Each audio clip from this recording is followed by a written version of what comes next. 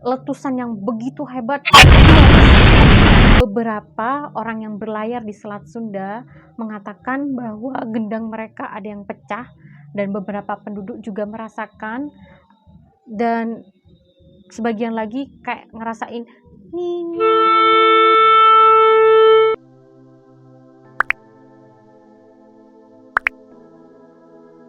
Hai, assalamualaikum warahmatullahi wabarakatuh. Apa kabar kalian di sana? Semoga baik ya. Oke, kali ini aku mau cerita-cerita buat kalian. Cerita yang aku bawain hari ini adalah cerita tentang kejadian musibah yang pernah melanda Indonesia, dan musibah ini adalah musibah yang sangat mengerikan dan merupakan kejadian terdahsyat, bahkan meluluhlantahkan dunia. Apa itu musibahnya? Yuk, disimak bareng-bareng ya. Kita tahu bahwa baru-baru ini Indonesia sedang mengalami musibah, yaitu meletusnya Gunung Semeru di Lumajang, Jawa Timur. Nah, kalian harus tahu juga nih, pernah ada musibah yang sangat besar di Indonesia, yaitu meletusnya Gunung Krakatau pada tahun 1883. Lah, meletusnya gunung ini menggemparkan seluruh Indonesia, dan gak hanya seluruh Indonesia, tapi juga dunia. Bagaimana tidak menggemparkan seluruh dunia? Kekuatan ledakan dari gunung meletus ini yaitu 30.000 kali lipat ledakan bom nuklir Nagasaki Hiroshima di Jepang. Kebayang nggak tuh gimana ledakannya? Gimana mengerikannya? Gunung Krakatau sendiri letaknya itu di Kecamatan Punduh Pedada, Lampung Selatan. Letaknya tepatnya itu di perairan Selat Sunda. Selat Sunda itu loh, selat di antara Pulau Jawa sama Pulau Sumatera. Jadi antara Pulau Jawa nih, Pulau Sumatera, di tengah-tengah itu ada pulau-pulau kecil. Lah, salah satu pulau-pulau kecil itu adalah Pulau Krakatau. Di sana itu, Pulau Krakatau itu ada 3 gunung. Gunung Perbuatan, Gunung Danan, sama Rakata, atau disebut Krakatau lah. Jadi ketiga gunung itu dinamakan Gunung Krakatau atau Pulau Krakatau gitu. Tinggi Gunung Krakatau sendiri yaitu sekitar 2000 meter di atas permukaan laut, dan lingkaran pantainya tuh sekitar 11 km. Sebelum kejadian 1883, aktivitas seismik Gunung Krakatau ini emang udah aktif gitu loh. Dilanjut pada abad ketiga, abad ke-9, ke-10, ke-11, 12, 14, dan 16, 17, lalu puncaknya di 1883. Bahkan zaman dahulu itu sebelum 416 sebelum Masehi, 416 sebelum Masehi itu udah sering meletus Krakatau. Awal mula terjadinya gunung meletus itu tanda-tandanya pada tanggal 20 Mei 1883. Pada saat itu Gunung Krakatau udah mulai mengeluarkan uap-uap panas, bahkan abu vulkanik yang ketinggiannya udah mencapai 6 km. Dan ledakannya itu, dentuman ledakannya udah mencapai Jakarta, yang notabene sekitar 160 km jaraknya. Pada akhir Mei, Krakatau itu udah mulai diem-diem baik dah.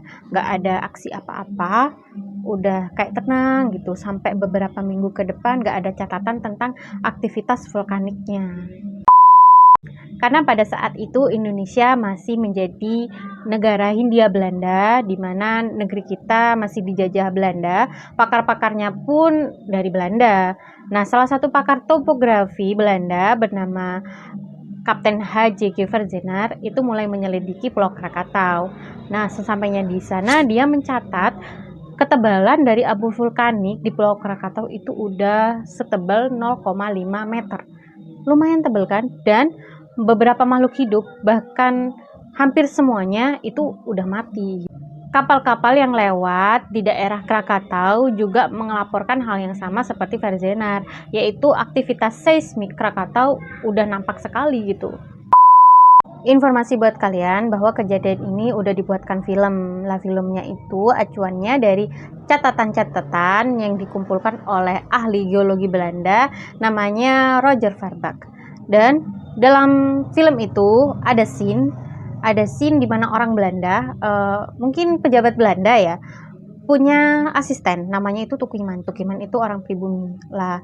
Dia itu udah menyebutkan beberapa kejadian-kejadian aneh kayak ayamnya yang udah berhenti bertelur, dan tingkah-tingkah dari hewan-hewan itu, hewan-hewan yang diternak oleh dia itu kayak kayak aneh gitu. Tapi pejabat Belanda ini nganggapnya itu hanya mitos belaka gitu. Padahal insting alam, insting hewan itu merupakan tanda-tanda yang cukup besar buat membuktikan hal apa yang akan terjadi akan datang, termasuk bencana-bencana besar yang akan terjadi di akan datang. Puncaknya, pada tanggal 25 Agustus, aktivitas seismik dan letusan-letusan udah semakin meningkat tuh pada Krakatau. Besoknya, tanggal 26 Agustus 1883, jam 13.00, jam 1 siang, Krakatau udah di fase paroksimal, yaitu udah siap mengeluarkan semua lahar-lahar yang ada di perutnya. Jadi kayak mendidih gitu loh, bara-bara apinya di dalam gunung tuh mendidih, blukutuk tuh, kayak gitu. Nah, 1 jam kemudian, sekitar jam 2 berarti ya, para pengamat bisa melihat awan abu hitam yang pekat itu keluar dari muntahan Gunung Krakatau, yang tingginya udah mencapai 27 km. Kapal-kapal yang berlayar di daerah Krakatau yang jaraknya sekitar 20 km itu dihujani abu tebal dan batu apung yang panas-panas gitu, antara hidup dan mati yang berada di kapal tersebut. Ledakan udah terjadi mulai terus-menerus tuh. Tiap 10 menit sekali itu terdengar boom, berhenti 10 menit lagi boom, kayak gitu terus-menerus. Penduduk di sekitar pantai juga sangat panik karena tanda-tanda tsunami sudah mulai datang. Air laut menjadi surut sekali. Akhirnya mereka berbondong-bondong mencari tempat yang tinggi untuk menyelamatkan diri mereka masing-masing. Panik semua karena mereka tidak menggubris tanda-tanda sebelumnya, tanda-tanda yang merupakan akan adanya bencana yang cukup besar, bahkan besar sekali. Dan ini saatnya puncak dari kemarahan Krakatau pada tanggal 27 Agustus 1883. Terjadi 4 ledakan yang sangat besar pada Krakatau. Ya Allah, aku bayangin aja takut, ngeri banget. Dan ledakan pertama terjadi pada pukul 5.30 pagi. Ledakannya ini membuat tsunami yang lumayan besar menuju ke Teluk Betung. Dan pada pukul 6:44 terjadi ledakan besar lagi yang membuat tsunami dari arah timur dan barat. Dilanjut lagi ledakan yang cukup besar pada pukul 10.02 dan ledakannya sudah terdengar sampai ke negara tetangga, yaitu di Australia Barat, di Perth dan Mauritius. Dan semuanya mengakibatkan tsunami, termasuk yang ketiga ini. Penduduk-penduduk yang mendengar ledakan itu mengira bahwa ada tembakan meriam dari kapal yang ada di sekitar mereka. Ternyata itu ledakan dari suatu musibah yang ada di Indonesia. Pada pukul 10.41 pagi, ini adalah ledakan terakhir, ledakan paling mematikan dan paling meluluhlantahkan dunia. Letusan yang begitu hebat. Beberapa orang yang berlayar di Selat Sunda mengatakan bahwa gendang mereka ada yang pecah, dan beberapa penduduk juga merasakan, dan sebagian lagi kayak ngerasain nging kayak gitu. Jadi kalau kalian pernah dengerin mic yang rusak, yang keras banget, habis itu kan kayak kalau nggak ada suara kayak nging kayak gitu, tapi itu kan masih dalam volume rendah. Kalau ini volumenya tinggi banget, jadi ngingnya itu kerasa gitu loh. Aduh, aku sakit ngebayangin, ya Allah. Ledakan terakhir tersebut juga mengakibatkan tsunami yang lumayan besar, cukup besar, sehingga penduduk yang awalnya ngungsi di daerah tinggi itu pada awal tadi itu juga kena tsunami. Banyak banget korbannya pada saat itu. Oke, itu udah letusan terakhir. Lanjut ke esokan harinya 28 Agustus, Krakatau udah mulai tenang, hanya lumpur-lumpur kecil yang dia luapkan. Dan Krakatau hancur, hanya tinggal sedikit bagian aja yang tersisa. pasca kejadian meletusnya Krakatau, gundukan Krakatau terhempas ke Pulau Jawa dan jumlah korban jiwa yang dicatat oleh pemerintah Hindia Belanda atau Indonesia yaitu 36.417 jiwa. 165 kampung hancur total, 132 kampung hancur sebagian.